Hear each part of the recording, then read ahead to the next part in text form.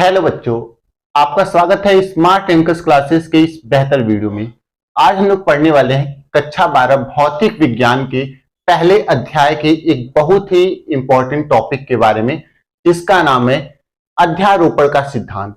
या बहुल आवेशों के बीच कोई आवेश यदि रखा हुआ है तो उस पर किस तरीके से बल लगता है, इसी टॉपिक के बारे में आज के वीडियो में हम लोग पढ़ने वाले हैं। तो आप लोग डिस्क्रिप्शन बॉक्स को जरूर चेक कर लीजिएगा, वहां पे आपको पीडीएफ लिंक प्रोवाइड किए जाते हैं और टेलीग्राम चैनल को भी ज्वाइन जरूर कर लीजिएगा। आपको बहुत अच्छे से अच्छे नोट्स सब मिलने वाले हैं।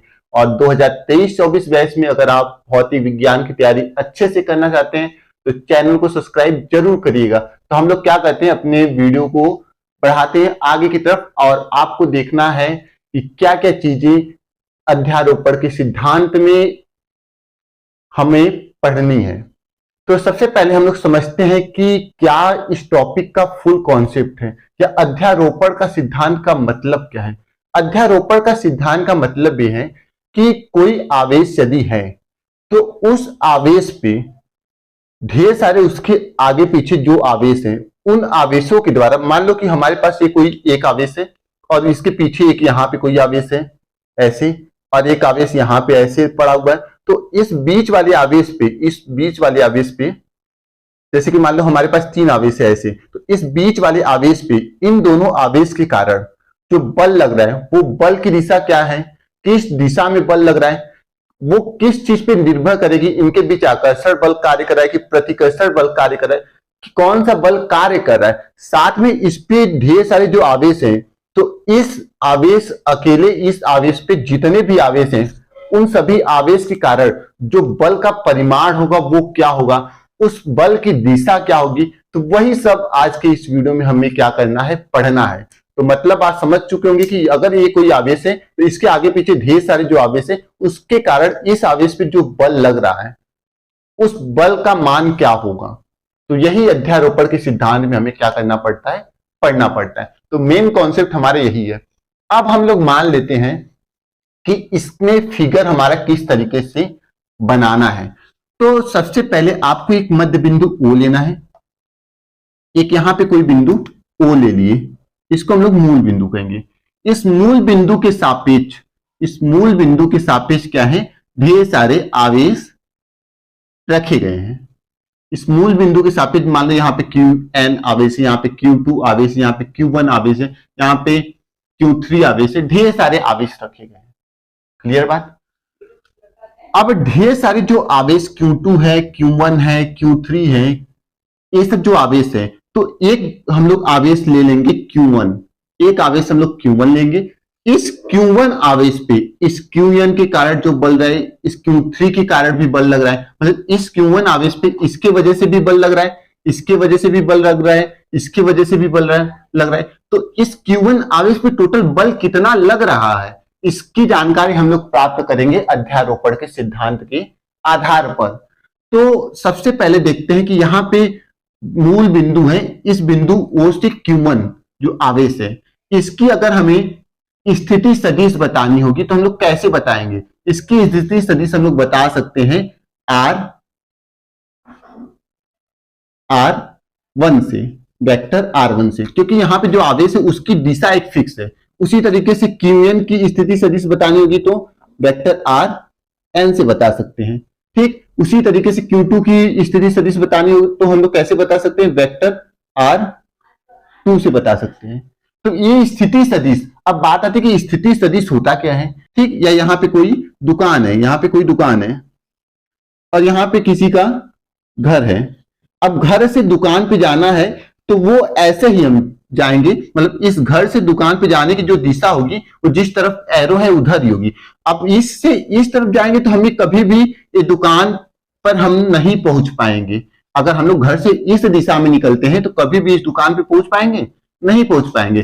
तो इसका मतलब घर से इस दुकान तक पहुंचने के लिए फिक्स दूरी के साथ साथ दिशा की भी जरूरत पड़ेगी।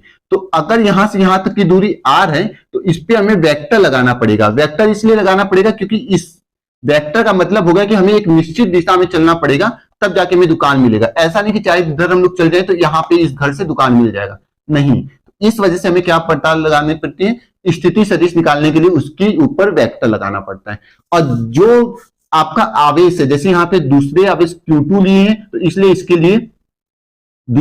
लिए दूरी r हो गया, क्योंकि हम लोग बात करें दूसरे आवेश की, तो इसलिए r2, और इसके ऊपर वेक्टर लगा दिए, क्योंकि Q2 पे पहुंचने के लिए हमें ऐसे ही पहुंचना पड़ेगा। कैसे पहुंचना पड़ेगा? ऐसे पहुंचना पड़ेगा, ना कि हम लोग नीचे आएंगे तो Q2 के पास जाएंगे।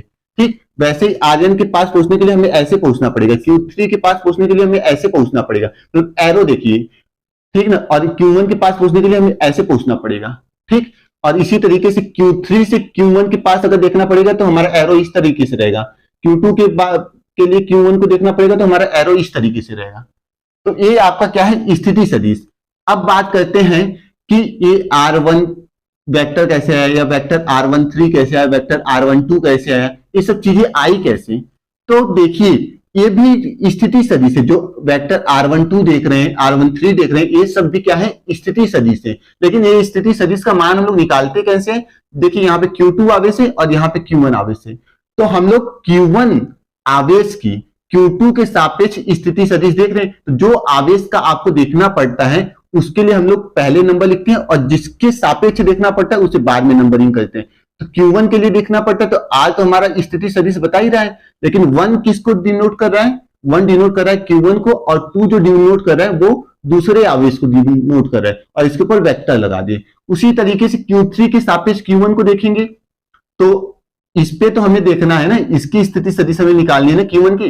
तो Q3 के सापेक्ष देख रहे हैं, तो यहाँ पे 3 दूसरे पोजीशन पे हो जाएगा और पहले पोजीशन पे 1 हो जाएगा, और इसके ऊपर वेक्टर लगा देंगे। उसी तरीके से R1n किसके लिए हो जाएगा? Qn के सापेक्ष Q1 के लिए, ठीक ना। अब इस पे जो बल, जैसे कि यहाँ पे Q1 आवेश है, अब इस Q1 आवेश पे Q3 की वजह से भी बल लग रहा है, और Q2 की भी वजह से बल लग रहा है, और Qn की भी वजह से बल लग रहा है। तो Q3 की वजह से जो बल लगेगा उसको हम लोग बोलेंगे F13 वेक्टर, क्योंकि जो बल होता है उस बल को हम लोग क्या बोलते हैं? एक सदिश राशि बोलते हैं। बल हमारा क्या है? एक तरीके का सदिश राशि है। तो जिस दिशा में हमारा स्थिति सदिश रहता है उसी दिशा में हमारा क्या रहता है? बल भी वर्क करता है, बल भी कार्य करता है, ठीक ना। तो अगर हम लोग बात करेंगे Q3 के कारण Q1 पे लगने वाला बल, तो वो क्या होगा? वो हमारा होगा F13 क्यों होगा? क्योंकि यहाँ पे 3 की वजह से 1 पे लग रहा है, तो 1 आवेश Q1 के लिए और 3 इस Q3 आवेश के लिए, और F क्या डिनोट कर रहा है? बल को। और इसके ऊपर जो वेक्टर है, जो तीर का चिन्ह दिख रहा है, इसको हम लोग वेक्टर बोलते हैं, और ये वेक्टर जो है वो प्रदर्शित कर रहा है बल की दिशा को। तो उसी तरीके से Q2 के लिए निकालेंगे वेक्टर F12, और Qn के लिए निकालेंगे वेक्टर F1n, ठीक। अब हमें पता लगाना है कि इस Q3, इस Qn, इस Q2 के कारण इस Q1 पे जो टोटल बल कार्य कर रहा है, जो पूर्ण या जो पूरा बल कार्य कर रहा है, वो कितना कार्य करेगा। तो इसके कारण इस पे लगने वाला बल, इसके कारण इस पे लगने वाला बल, और इसके कारण इस पे लगने वाले बल का सदिश योग हम लोग कर देंगे, तो हमें पता चल जाएगा कि इस पे कितना बल कार्य कर रहा है। तो यही हमारा टोटल क्या है? अध्यारोपण का सिद्धांत है। इसी चीज को अब हम लोग पूरा पढ़ेंगे और फिर हम लोग समझेंगे, ठीक। तो बहुल आवेशों के बीच बल या अध्यारोपण का सिद्धांत, ये आपका हेडिंग है। इसमें इस सिद्धांत के अनुसार कई आवेशों के द्वारा एक अकेले बिंदु आवेश पर आरोपित कुल बल, मतलब एक हमारा एक Q1 है, वो हमारा एक अकेला बिंदु आवेश है, इस पर कई आवेश Q3, Q2, Qn के कारण जो अलग अलग जो बल लगाया जा रहा है, उस पूरे बलों का जो सदिश योग होता है वो क्या होता है? इस Q1 पे लगने वाले बल के क्या होता है? बराबर होता है। ये हमारा क्या है? नियम है। मतलब कहने का यहां पे है कि जो Q2, Q3, Qn के कारण इस Q1 पे जो बल लगेगा, वो जो बल होगा वो इन सभी बलों के योग के बराबर होगा। मतलब सभी का जो अलग अलग बल लग रहा है, उस सभी बलों को जोड़ देंगे तो इस पे बल लगने का जो मान रहेगा वो बराबर मिलेगा। कहने का मतलब क्या है कि यहाँ पे बल क्यों लग रहा है? क्योंकि यहाँ पे आवेश है। आवेश जो रहते हैं उस पे या तो धन चार्ज रहेगा या तो माइनस चार्ज रहेगा। यदि धन चार्ज रहेगा तो उनके बीच क्या रहेगा? मतलब दोनों जो आवेश है, जैसे Q3 है और Q1 है, दोनों अगर हमारा धनात्मक आवेश रहेंगे तो इन दोनों के बीच में प्रतिकर्षण होगा। अगर दोनों ऋणात्मक रहेंगे तब भी प्रतिकर्षण रहेगा। यदि एक धनात्मक एक ऋणात्मक रहेगा तब आकर्षण बल रहेगा। लेकिन बल कोई ना कोई कार्य जरूर करेगा इनके बीच में। ठीक ना। तो इसमें जितने भी आवेश हैं सब क्या है, धनात्मक है। तो इस सभी के कारण जो बल लग रहा है वो हमारा ऊपर की दिशा में लग रहा है। ऊपर की दिशा में लग रहा है, इसका मतलब विपरीत दिशा में लग रहा है। विपरीत दिशा में लग रहा है मतलब इनके बीच का जो बल है वो क्या है, प्रतिकर्षण बल कार्य कर रहा है। ठीक ना। तो यहां तक हो गया था। अब हम लोग बात करेंगे, माना कि निकाय में कुल n आवेश है। हम लोग मान लिए कि ये Q1 है, Q2 है, Q3 है। ठीक ना। वैसे कुल मिला जुला के कितने आवेश हैं, कुल n आवेश हैं। ठीक, मतलब n कोई नंबर है या हम लोग उसको नहीं काउंट कर सकते, तो वो जितने भी आवेश हैं तथा Q1 पर, मतलब एक हमारा ये फिक्स Q1 आवेश है जिसपे अलग अलग आवेशों के कारण जो बल लग रहा है, जैसे Q1 पर आवेश Q2, Q3, Q4 और Qn के कारण लगने वाला बल क्रमशः vector F12, vector F13, vector F14 dot dot dot vector Fn है, तथा स्थिति वेक्टर क्रमशः R12, vector R13, vector R14 dot dot dot vector R1n हो। तो मतलब स्थिति सदिश का मतलब यही वाली जो दूरी है वो हमारा मतलब अलग अलग बल के लिए अलग अलग हम लोग मान लिए। तो सबसे पहले हम लोग देखेंगे कि Q2 आवेश के कारण Q1 पे जो लगने वाला बल है वो क्या है। तो आवेश Q2 के कारण Q1 पर वैद्युत बल, तो बल को हम लोग वेक्टर F12, क्योंकि यहाँ पे इस Q2 आवेश के कारण Q1 पे लगने वाला जो बल है वो क्या है, यही है वेक्टर F12, तो F12 वेक्टर लगा देंगे।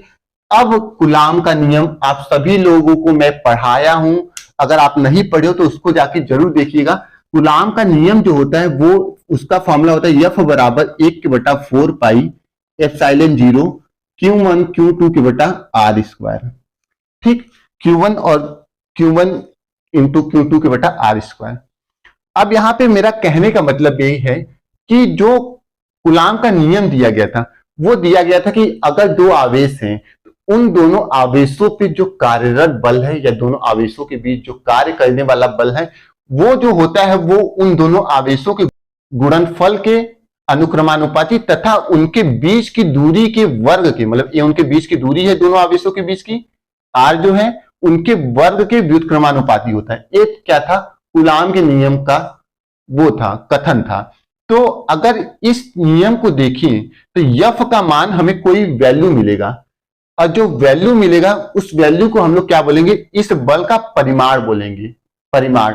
लेकिन जब भी हमें अध्यारोपण का सिद्धांत लगाना होगा तो उसके लिए हमें दिशा की भी जरूरत पड़ती है। तो दिशा की जरूरत पड़ी, लेकिन हमें कूलाम के नियम की जो सहायता से मिला था वो केवल यहाँ पे जो वैल्यू मिला वो केवल हमें मिला क्या, परिमाण मिला।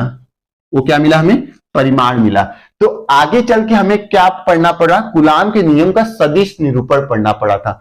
सदिश निरूपण इसके पहले वाला जस्ट वीडियो था, उसमें हम लोग क्या पढ़े थे, उसमें हम लोग पढ़े थे कि कूलाम के नियम का परिमाण तो ये है, लेकिन अगर उसकी दिशा हमें प्रदर्शित करनी होगी, अगर कूलाम के नियम में दिशा हमें बल की प्रदर्शित करनी होगी तो उसके लिए हम लोग क्या लगाते हैं, एक एकांक वेक्टर कंसीडर करते हैं, मानते हैं।